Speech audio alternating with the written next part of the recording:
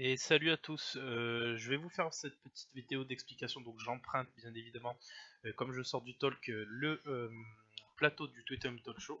Donc je vous emprunte ce plateau pour vous faire la petite explication sur mon petit gazon. Donc vous avez décidé de nous rejoindre dans la Liga de la Muerte. Donc en gros on va être 10 joueurs, on va se faire un petit championnat à 10, c'est-à-dire qu'il y aura chaque semaine une opposition entre deux joueurs parmi la ligue, et puis ça va tourner chaque semaine. Voilà, donc pour vous présenter comment ça va se dérouler, tout simplement, vous avez normalement au préalable installé l'application sur votre téléphone. Donc vous avez aussi créé un compte. Donc tout simplement, en créant le compte, vous allez ensuite lancer l'application. Vous allez cliquer sur en haut à gauche sur MPG.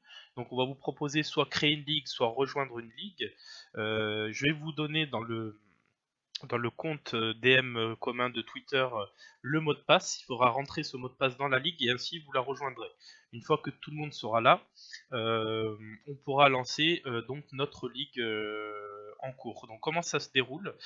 Tout simplement, au préalable, avant même qu'on lance les phases de recrutement, on aura tous un budget de 500 millions d'euros. Donc ça peut paraître énorme, vous allez comprendre qu'il va falloir quand même redoubler de finesse parce que tout simplement chaque joueur aura une cote de base déterminée à l'avance par le jeu en lui-même, sachant que par exemple un Falcao va démarrer par exemple à 60 millions parce que c'est un gros joueur, et qu'un joueur comme Lopez en vaudra peut-être 10. Voilà, il y aura une cotation de base, donc à côté du nom du joueur, euh, vous aurez une petite cotation lors du mercato. Donc le mercato se déroule en trois phases.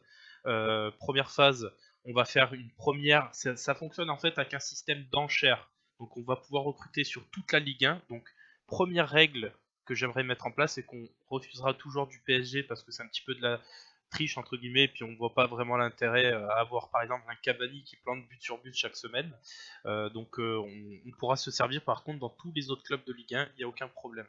Donc première phase, on fera une première vague d'enchères, sachant qu'il faut un nombre minimal de joueurs par ligne lors de ces enchères. Vous n'êtes pas obligé sur la première phase d'enchères de dépenser vos 500 millions. Vous pouvez la jouer en finesse, mettre un petit paquet déjà sur les joueurs qui vous intéressent réellement.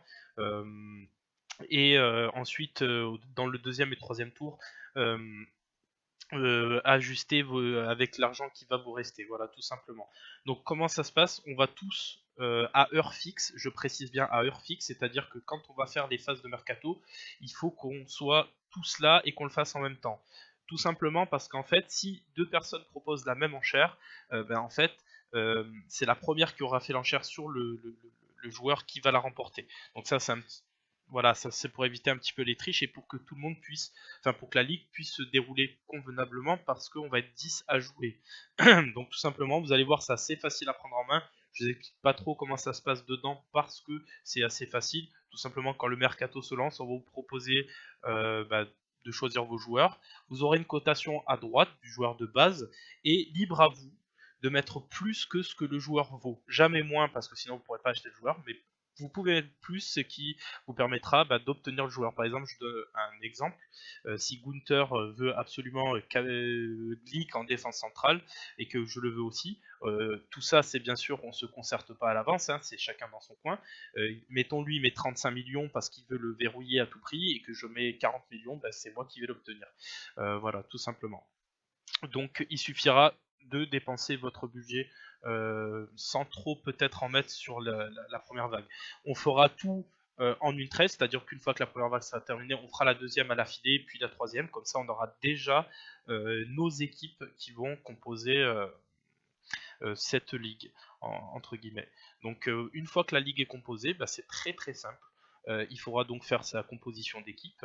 On pourra aussi inclure des variables, par exemple si un joueur. Bah, je vais vous expliquer, je m'étends un petit peu, mais je vais vous expliquer le concept de base. En gros, chaque joueur que vous allez recruter a une notation de base intrinsèque au joueur, c'est-à-dire s'il est fort, bah, de base il aura une cotation particulière, s'il est moins fort, une autre cotation, voilà, tout simplement. Et ça va se dérouler en fonction des matchs qui vont se passer en réalité, dans la vraie vie.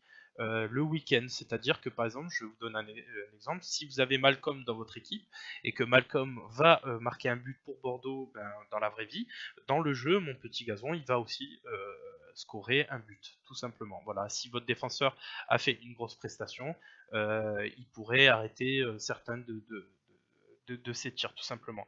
Si le joueur a par exemple une note globale le week-end de 7 ou 8 et que vos défenseurs ont une note de 4, eh ben, alors que même dans la vraie vie il n'a pas marqué, en réalité dans le jeu il va marquer.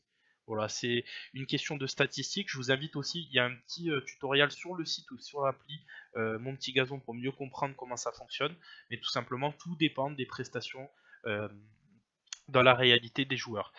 Si vous pouvez inclure aussi quelques, comment dire, et ça on le verra après, hein, vous inquiétez pas, je referai une petite vidéo, mais par exemple si un joueur a eu moins de 7 sur 20, vous pouvez dire qu'il est 7 sur 10, il est remplacé par un autre joueur naturellement, voilà, de votre effectif, parce que vous avez vos 11 de base, plus quelques remplaçants quand même.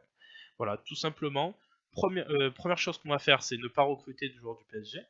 Deuxième chose, on va se fixer pour demain, dans l'idéal, une petite le recrutement lui-même. Donc on verra si c'est demain midi ou demain dans la soirée pour que tout le monde soit là. C'est pas un jeu qui va vous prendre beaucoup de temps. Ça va vous prendre 1 heure par semaine grosso merdo, voilà. Et ensuite voilà, reprendre ce système d'enchères, donc bien le comprendre. Avant même qu'on ait commencé les enchères, vous pouvez faire un pré-recrutement, c'est-à-dire vous pouvez vous entraîner à voir quel joueur vaut combien, etc., etc., tant que je n'ai pas lancé les enchères. Voilà. Tout simplement, vous pouvez vous faire une pré-liste, vous le verrez, c'est écrit sur l'application. Voilà. Vous pouvez aussi jouer à plusieurs ligues à la fois, ça c'est pas un problème, si vous avez d'autres amis. Voilà, si vous avez plus de questions, n'hésitez pas à me les poser dans le groupe DM et je vais vous envoyer tout de suite le code pour rejoindre la ligue. Voilà, à tout de suite.